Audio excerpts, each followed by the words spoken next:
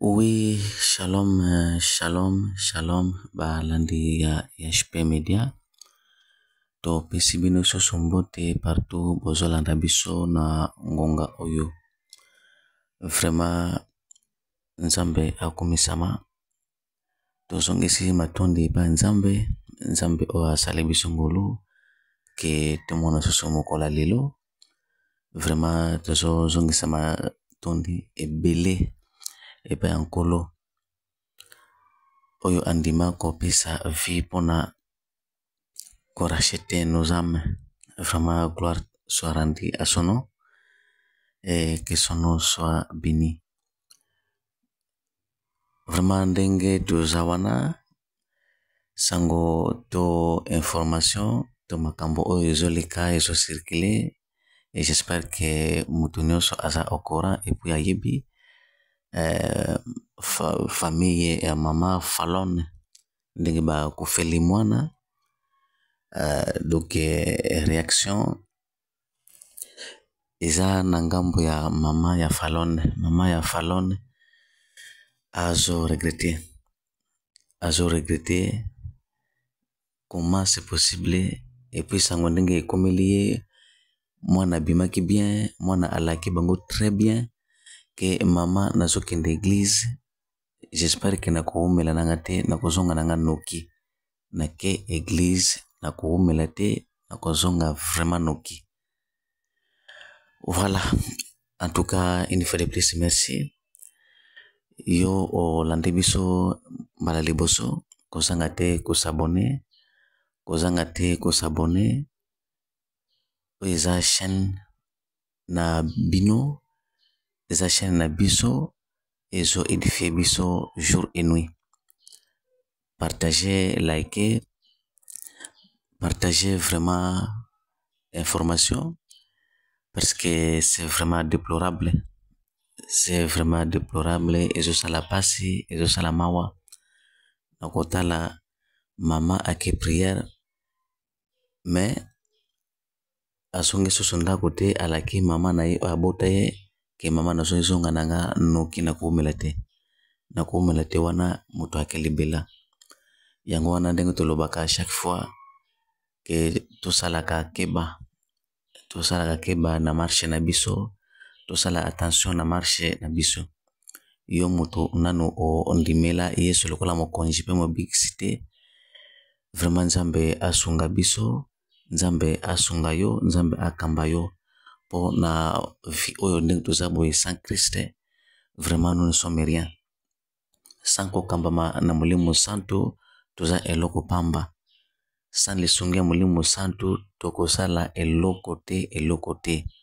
Là peut-être je nous en sire.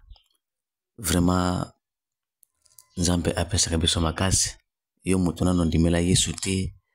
J'espère que oyo eza ba leçon ezo pesa biso oyo eza ba leçon yango nde tozolobaka chaque fois toyebi te mokolo nini yesu akoya et avant même arrivée ya Christ, avant même son arrivée po aya kozwa réellement son église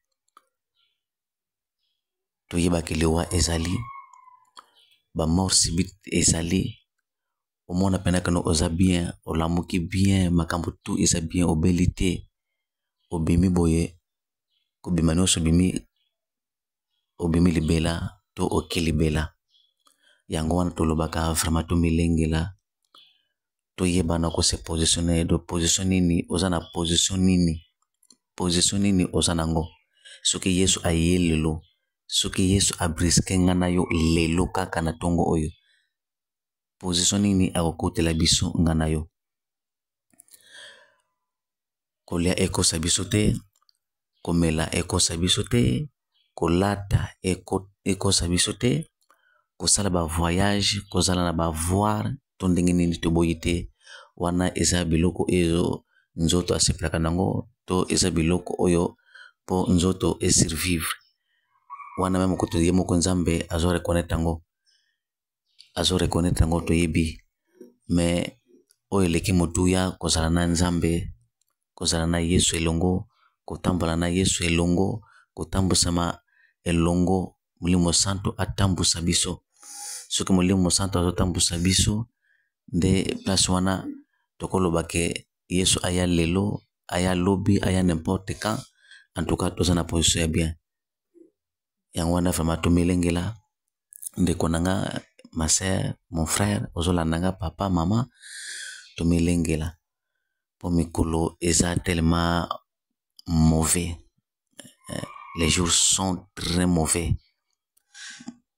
Mokili ezokende kopusana na mabe. Tozomona pena ke soki tozozela kaka changement ya monde, peut-être que nakoloba ke ozolekisa temps. Soki ozozela kaka changement peut-être ya Congo RDC, peut-être nakoloba ke ozolekisa temps. Kolekisa temps na yo te ozela kaka changement ya Congo eko changer quand, mais peut-être tozala na souci ya bomoi na biso après awa. Après cette vie tozala na souci na biso ya bomoi na biso, ya ba ami na biso, ya mabota na biso, ya ndeko na yo kuna, ya libota mobimba. Tozala na souci ke lelo soki ndeko wana akei, lelo soki ndeko wana Nzambe azuye, akosuka ndenge nini et puis akose retrouver ndenge nini. Oui, merci beaucoup. En tout cas, libota to mama ya Fallon a réagi, azana mawa, aza tellement émis na niveau moka kosakana te, azana mawa makasi. Alobi tout haut ke mwana na ye alaki ke mama na ke église. Nde kaka nalobaki na message oyo elekaki déjà précédemment. Nalobaki très bien ke akosi, bon, nayebi te nakolobaki akosi, nayebi te soki akosaki ou soki réellement akendaki église. Mais nde kaka nalobaki effectivement pe mama alobi la même chose ke mwana na ye akendaki église, précisément ake église. Alors sango ekomeli ye ke mwana akendaki église te, mais mwana ake se retrouver na hôtel akufi na mobali mosusu, mobali wana pe aza marié. Alors sango oyo eza tellement blessant. Mama alobi ke mwana na ye Fallon eza kumonte, bamontele ye ku, babomi bango seke babomi ye quelque part, babomi bango quelque part, et puis bamonte ku bake kotisa ye na hôtel. Alors mama ya Fallon alobi yango, alobi ke eza kumonte, akendaki ye ayebi ke mwana na ye akendaki na église, mais comment c'est possible ake se retrouver na hôtel? C'est que eza kumonte, bamontele mwana na ye ku, parce que d'ailleurs pona ko prouver que bamontele ku kidnappé ye déjà 2 fois. Donc kidnappé oyo kidnappaka ye 2 fois, donc arataki eza na soki mobali moko boye basololaka na ye na Facebook. Alors ye nde moto asala ayebisa ye keno pare ke aboya ye, ndenge mama autoloba ke aboyaka ye keno nalingi nanga kovivre na yo te. Alors a partir ya wana mobali wana ayebisi keno yo nakokomisa yo tina suka. Alors nde bayako enlever pour la première fois. Tango ba enlever pour la première fois, bakana ko bwaka ye na matonge kuna. Alors nandolo tango babwaki na mandolo, excusez na matonge te na ndolo, parce que oya matonge eza pour deuxième fois tango bako kidnappé bango, bakana ko bwaka bango na matonge na balabala ndenge alobi. Bon, en tout cas ba question ezo continuer toujours se poser. Ba question ezo continuer toujours se poser. Comment c'est possible babomi mutu libanda mais baketika bango na chambre ya hôtel? Vraiment moito commenter mingi ezate nyonso oyo mutayebi versité nyonso eza Nzambe. Et puis peut-être que soki Nzambe apesi biso makasi, peut-être tokokende pe lisusu tomeka mpe koyeba réellement, à moins que ezala complice lisusu kokende na hôtel bisika auti kotuna réellement ba information. Est-ce que c'est vrai ke mwana mwasi wana akufaki babomaki bango libanda et puis bamemi bango na hotel. Mais soki eza bongo, alors comment va se retrouver na position wana ke mwasi na mobali bakangani bakufi ya kokangama? Alors tout ça, ce sont des questions qu'on se pose. C'est ma question toujours se poser. Alors toujours bate, est-ce que vérité eza wapi, mensonge eza wapi? Vraiment Nzambe apesa biso bomoi, Nzambe apesa biso makasi. Makambo oyo ezosala vraiment pasi, ezosala pasi et surtout ezosala soni. Yango wana ndeko nanga, ma sœur, mon frère, vraiment Nzambe na lisungi ya Molimo Santu, Nzambe apesa biso makasi.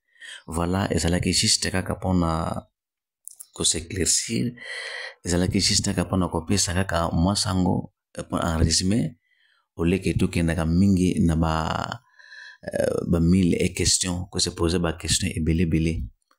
Donc peut-être que Nzambe apesa soki apesa biso makasi ndenge no toloba ke tokomeka mpe ko kende na hôtel place les 2 personnes oyo bakufeli pona kotuna réellement soki bango pe réellement bakoyebisa biso vérité, tokoyebana ko découvrir yango, tokoyeba ko découvrir soki babomaki bango libanda, soki babomaki bango libanda ke bamemaki bango kuna.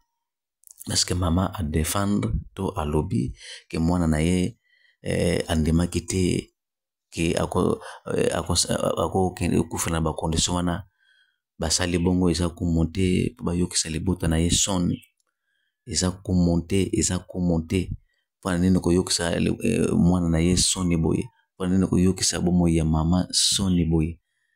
Bato basali bongo azoloba ke eza ba criminel, bato babomi mwana na ye. Azo affirmer que eza ba criminel, bato babomi mwana na ye parce que barataka ye déjà 2 fois. Barataka ye 2 fois et la 3e fois yango oyo ekokisami ke bayeko resir babomi ye et puis bamemi bango na hôtel paraît-il. Alors maman a regretté, maman azolela mwana, donc na ndimo osakana te, do tellement à tel point que même pour aloba ezalaki pasi. Vraiment merci beaucoup yondeko olandi miso pour la première fois kozanga te ko s'abonner na chaîne na bino, chaîne na biso ya JP Media, eza wana pona ko édifier biso. Merci, j'espère que soki yesu nanu azongi te tokutana à la prochaine occasion. Ciao.